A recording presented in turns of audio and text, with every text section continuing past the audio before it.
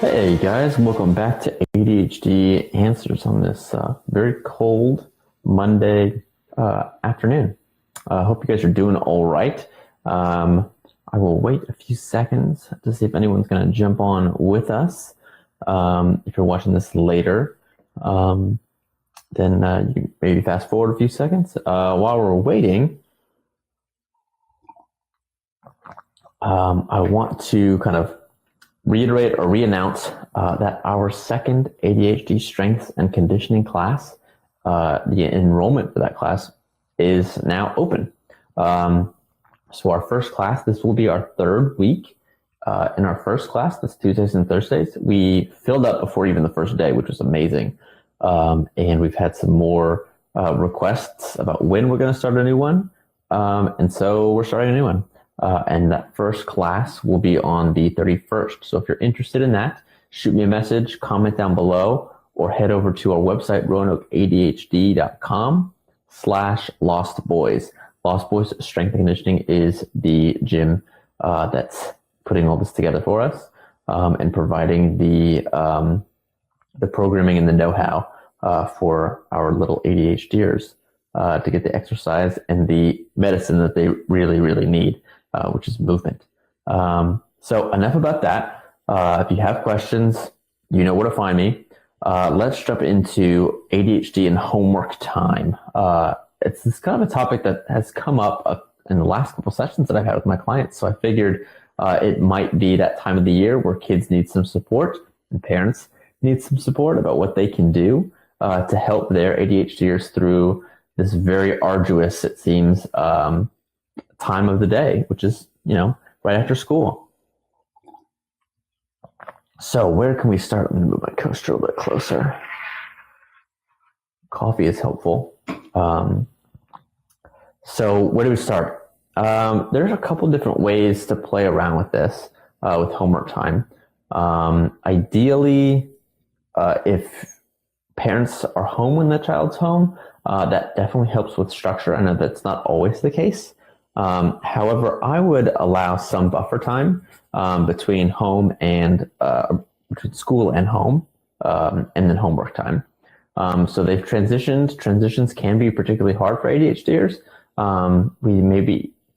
What I tend to do, and what a lot of my ADHDers tend to do, is because we're moving so fast, we think way down the road. And when we think way down the road, what happens is we kind of come up with plans about things that we are going to do or want to do. And we've planned so much that it's kind of like already happened. It's going to set in stone, and we've made plans without telling anyone. So transitions can be particularly hard. So on the way home or before homework starts, it's helpful to go over a plan of what is going to happen and how things are going to happen. And once you set that up, especially after weeks and weeks of doing this, I would continue doing that. Weeks and weeks after that, I would continue to remind your ADHD of what the structure is, what the time frame is, how things are going to go. And that just builds habits. And we always want to build habits for our ADHDers because we have such a limited amount of executive functioning skills. And most of them have been used up throughout the day. So anything that we can do without thinking, anything that we can do that's just automatic is going to be good for us. So if you can get your ADHD in the habit of just knowing I'm up, I get home, I have a snack, and now I start my homework, and I plug my headphones in and I listen to music or whatever, if you can get them into that habit, then your role is removed, because then they can do it themselves and they know what is happening. I often tell the story of when I was in my senior year of undergrad. I conditioned myself to write these really long philosophy papers. I had a minor in philosophy, and towards the end of the semester, there would be, 5-10 page philosophy papers that I would have to write. And being an ADHDer, you would just, wait until the day before, because that seemed like the best time to do it anyways. So I stopped beating myself up about that. I'm going to procrastinate, and that's fine. And I know that I can get it all done in the day before and still get an A or a B. And that was fine for me. So what I what I did is I allowed that procrastination because that stress helps me focus because I need a stimulus. And that was stimulus enough of I have to get this done because there's no other time. But what I would do is I would condition myself. I would walk into the library. I would grab a Starbucks. I would go take the same elevator up to the third floor, come out of the elevator, take the same hallway down to the same cubby, make the same turns during every corridor, and sit at the same study cubby, which is just like a desk and like blinders on. I would sit down. I would have my headphones, put the laptop down, open the laptop, plug in my headphones, put on Pandora, take that first sip of coffee. And I did that enough where it was like, bang. Now my brain knows that it's time to do this philosophy paper. And I could sit there for 5 hours straight, just taking bathroom breaks, and crank out an A paper. So we want to get our ADHDers into that level of a habit, which will take a long time. But if we can set them up, if we can set that situation up for them now, not only will it help them way in the future and inform how they structure the rest of their lives, it'll make your homework time, way easier. So I would review with them, what is the structure going to look like? What is the day going to look like? And what is it going to hold? And once they understand that, or once you've reviewed that, them transitioning to in the home and, snack time or dinner time or whatever, it's a little bit easier because now they know, okay, my plans have changed and I know exactly what's going to happen. From there, simple things, they've been sitting all day. Do not let them sit unless they really, really want to. I did have one particular client that really liked to sit down, and that worked. I have a question. What do you suggest when they push back on the routine you set out? Yeah, and that's a huge problem. So what I always say, and I didn't finish my thought, and I've already forgot it, but that's fine. The key there is you set out. What I always tell all my parents of my ADHD clients is I never suggest anything to an ADHDer. And people know this about me. Don't tell me what to do because I'm an ADHDer. I'm super creative. And as soon as I get a suggestion from you, I've already thought of 2 or 3 things that are better because I'm super creative and my mind's always going. So what I always do is, as I always say, these are the criteria that need to be, these are the criteria of the day. We need to get the homework done between this hour and this hour. Now, how do you think you can satisfy that criteria? What do you think needs to be put in place to ensure that you get from point A to point B and help them along the way? If they're, depending on their age, that conversation is going to go really differently. I do have some teenagers that are like, I need to be in my room and I need to listen to the music that I want to listen to. And I get a lot of pushbacks from parents, and they're like, he wants to listen to this music, and I think that breaks his concentration. And in total honesty, when I did my math homework in high school, I listened to Eminem and hardcore rap. When I was doing English papers, it was like movie soundtracks. It's not about what you think is going to be best. It's about what is going to work. And so this process is also an experiment. Let them, if they think that that's what's going to help them, maybe they know themselves well enough to say, yes, this is exactly what I need. And of course, it's not going to be 100%. You may need to help them tweak that a little bit with something like, hey, why don't you stand up at the kitchen table while you do your homework with your head, with your music in. And that little bit may help them focus just a little bit better, which is another one of my suggestions is don't let them sit down. They need to be standing up. I'm at a standing desk right now recording this, and I'll be here for another couple hours while I do some other Office-y type stuff. Thanks, Bethany. I was talking about them not letting me sit or not letting them sit. I wouldn't. I have had a client that he really wanted to sit, and that worked well for him, so we let him do that. More often than not, it's just they may want to because it's what they're used to. But if we can kind of nudge them towards, why don't you stand up? Why don't you stand up? Why don't you stand up? It typically goes a lot better anyways, especially if they're a squirmer. If your son or daughter wants to sit and they're just constantly already sliding off the chair, half on their chair, half off the chair. They probably don't want to sit, and they just don't know it because school has conditioned them to sit all day, every day. So that might be something for you to keep an eye on. Outside of that, I would say try not to let them sit, create a structure. And one of the best things that I do that I totally forgot about actually until I had a mom say, remember you suggested that way back when? We are doing that and it really worked. And then I started doing it with this book that I'm trying to get through. And what that is time working and time taking a break. Time working, time taking a break. So what I mean by that is for that particular client, I believe he was a teenager. And so his time to work was 15 minutes on, 5 minutes off. And that 5 minutes, he could do whatever he wanted to. If he wanted to check Facebook, he could check Facebook. If he wanted to check Instagram, he could do that. If he wanted to text his friends back, he could do that. Go to the bathroom, get a snack. That 5 minutes was whatever you want to do. If you want to go take a walk around the house, go do that. But that 15 minutes of work time is you focused on what you're doing for 15 minutes. And some of the pushback that I get from parents is, well, that'll take way longer.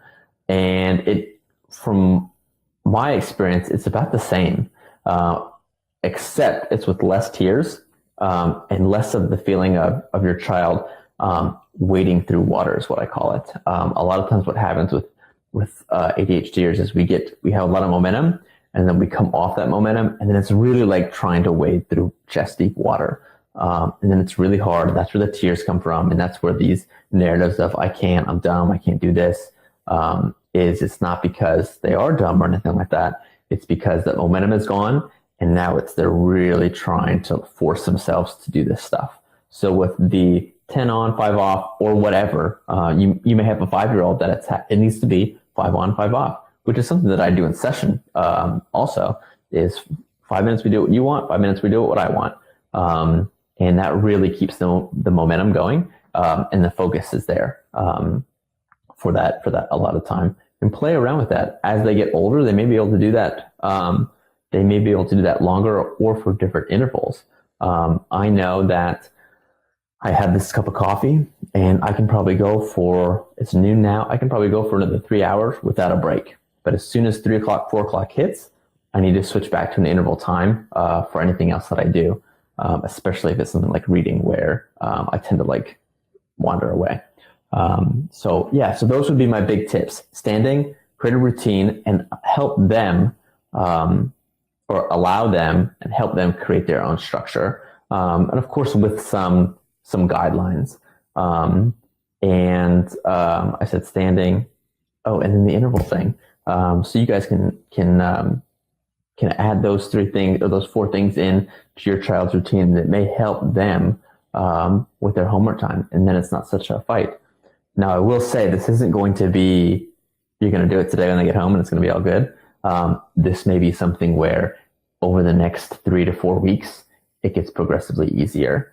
And then next school semester, they may decide that all their friends are listening to music or watching TV while they do their homework. And so now you need to navigate and have that conversation about how you're going to fit that into the homework time structure. So yeah, that's all I got for you guys. What questions do you have about anything that I talked about or anything ADHD related at all? Feel free to shoot them in the comments. I can see them as they pop up. You guys can ask questions about anything at all. I'm an open book. About anything that I do personally, about anything that I do for my clients, anything about what school was like when I was growing up and how that informs my treatment and things like that, or how that informs my life now. That's a tale.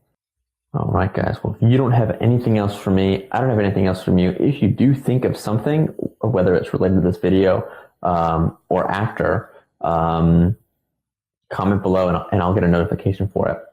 Bethany says, there's 2 questions. Bethany says, when do you feel like you started becoming internally motivated for basically anything other than video games? That's a tough question. When I became internally motivated, That's a tough question, and it may not be a great answer for you. I became internally motivated when my parents were very, very hard on me academically. If I got a C, why wasn't it a B? If I got a B, why wasn't it an A? If I got an A, why wasn't it an A plus? And somewhere along the lines of high school, probably my sophomore year, I came to the conclusion that there was just no pleasing them, or at least I felt like I couldn't please them unless I got an A plus across the board, which just wasn't going to happen because I had ADHD and I didn't know how to help myself, and because I just really particularly didn't care for high school. So it was then that I said I need to stop pleasing them and I just need to do what makes me happy. And from there, that kind of snowballed into I'm just going to do what makes me happy and what's best for me. And that really helped the internal motivation. However, when we're looking at other things, Bethany, about internal motivation, that's why I always push my parents to lock in on whatever their ADHDer is interested in, because it's like, oh, well, this week it's Transformers, and the next week it'll be Legos, and the week after that, whatever. Let them deep dive into whatever it is they like to do, because it branches out into everything else. As if, for instance, my dad wanted me to be a PT, a physical therapist. No interest in being a physical therapist, never did. I'm a strength and conditioning coach, and that looks a lot like physical therapy. No one would have ever said you need to go get your MBA to run businesses or do anything kind of business related, because that's all numbers driven. However, I became a lot more interested in business when I had one of my own, because the strength and conditioning is what interested me the most. So these things that your ADHDers become super passionate about and super interested in can have offshoots of, I really, really like Legos. Well, what is an offshoot of that is abridged into something totally different? And of course, I don't know what those are, and they may not know, and they may not know until it smacks them in the face in 10 years.